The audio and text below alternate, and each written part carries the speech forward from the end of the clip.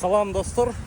Могу LED фаралар боюнча айыппулдар жазып башташты. Билесиңер да, ошон үчүн койдуруп аракет кылбай эле кое бергиле. Анан койдурсаңар штрафка илинесиңер. И плюс чечтирилет кийин.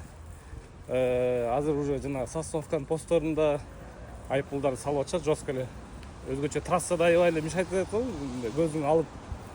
Ошол себептен LED фарадан аз келген соң азыр поворотниктерге да коюп баштаган. Ошолорго да чара көрөт деп ишенем. Сосновка, Бишкек, Ош трасса, рейд полный, LED фараларга. Ошо жыйылып калдык биза. Анандай леттер койгондор уже чечкиле. Уже болду, полный уже ахват бүттү. Штраф салмадат, полный бирден.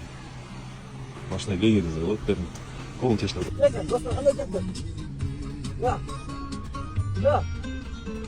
Başka da değil mi? Başka haber yok mu dostum? Onlar vardı ki. Жерде иштейкенсиң, эмне мынтасың барасың? Көз чыкпайм баратып. Бүт турууга кетип калып